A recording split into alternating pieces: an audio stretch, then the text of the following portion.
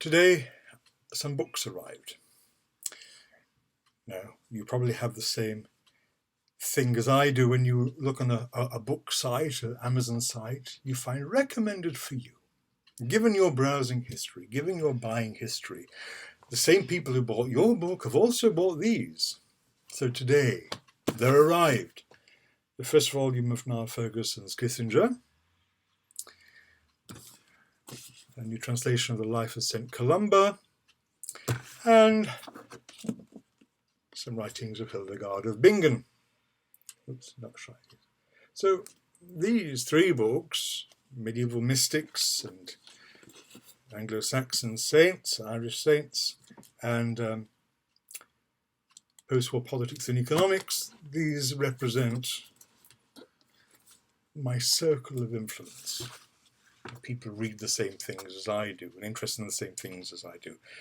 So now we do that with our friends, we do that with our acquaintances, we do that with the periodicals and the journals and the newspapers which we read, which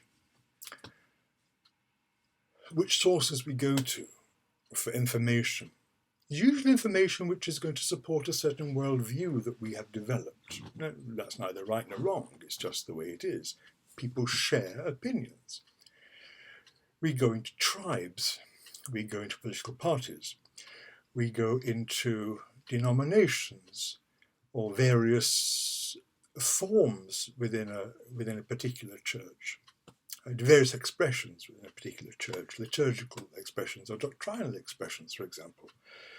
Now, that's always been the case, it just means these days it's even wider, and the information we have is even greater. The trick is, I think, is to make sure that you know what other people are thinking, what other worldviews are, what other backgrounds are. And that will give you some understanding of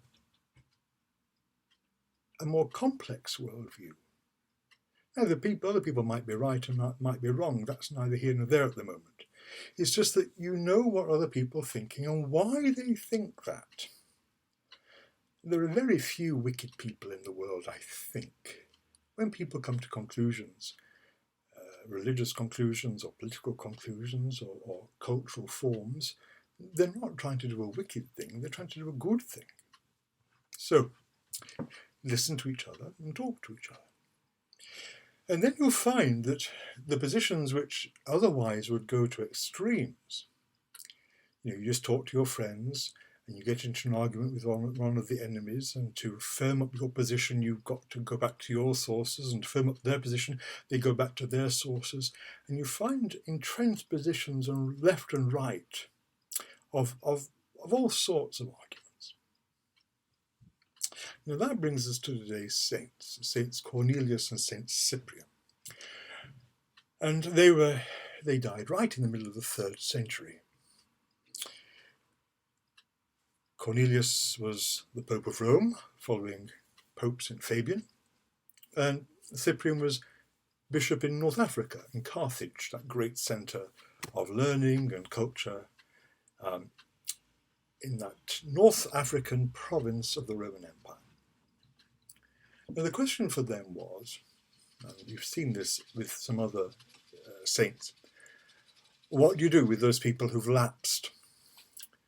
What do you do with those people who've gone along with the state religion, who've sacrificed to the Roman gods or to the emperor, sometimes under torture, threat of their life, threats to their family life, their family's life? For those people who lapsed, or got little certificates to say that they'd worshipped the Roman gods, but they hadn't. Anyway, for those people who'd rejected Christ formally, what do you do when they want to come back? And of course now, as I've been expressing, there are two major opinions here, one on the right, if you like, and one on the left. There was in Rome the rigorist party who said, well, once you're out, and that's it. You made your bed, you made your choices, there are consequences, you've got to lie in it. And they centered around a bishop, well, he was to become a bishop, he was to become an anti-pope, called Novatian. They were the rigorists, the Novatian rigorists in Rome. On the other side, they were the laxists, and they were in North Africa. And they were led by someone called Novatus. And he set himself up as a bishop, and he said, yes, come back in, just come back in. Just get one of the confessors, one who've been through the persecutions, to sign a piece of paper and come back to Mass and come back to Holy Communion. So you have the rigorists in Rome with Novatian, the laxists in Carthage with Novatus. And you have Cyprian, who's Pope in Rome, and Cyprian, who's Bishop in Carthage, and Cornelius, who's Bishop of Rome. And they are trying to steer this middle course between the rigorists and the laxists. They've got to try and bring people back to church, get people back to Mass, bring people back to Holy Communion. But they can't just forget what's happened. And the people themselves who want to return want to do some sort of penance. And so Cyprian and Cornelius are actually listening to those who want to come back. They're listening to the lapsed. And they're also taking seriously the martyrdoms and the confessors, and also the love and generosity of the church. It's like trying to keep doctrine and pastoral practice together, or if you like, culture and tradition together, or whatever form of antithesis you want to take. So they said, Cornelius and Cyprian said, look,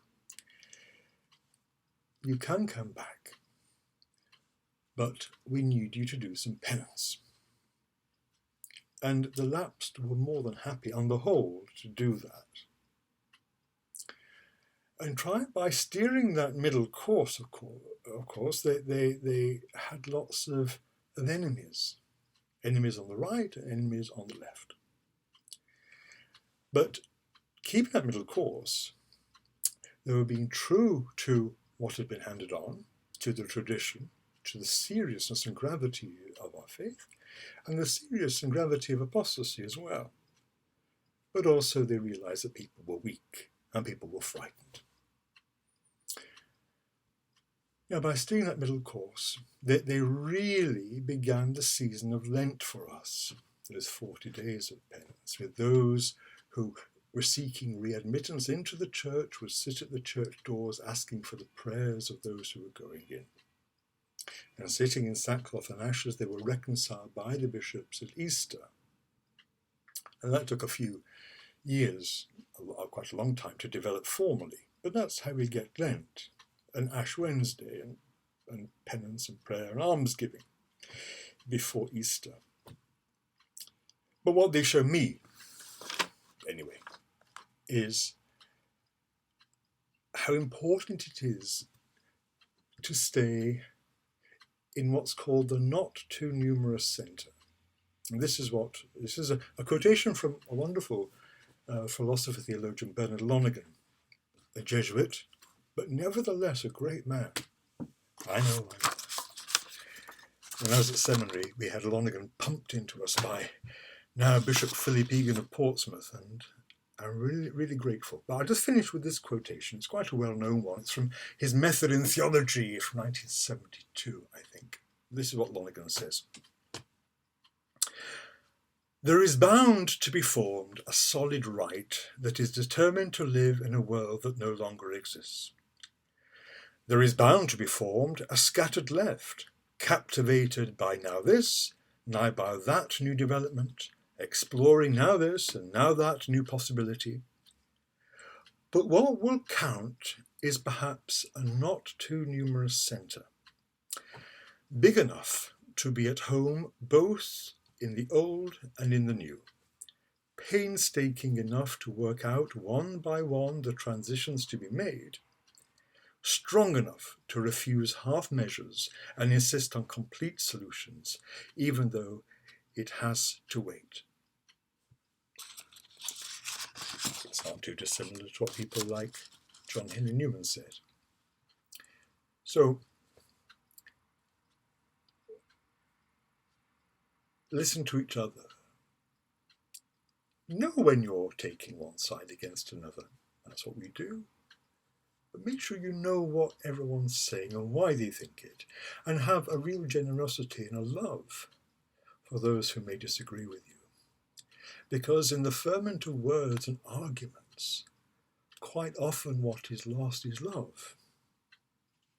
Love which keeps the whole thing going and allows us a true and proper and a holy development, keeping both through the tradition and the culture, what's been handed on and how we live, doctrine and pastoral praxis together, because they are all found in the one person of Jesus Christ.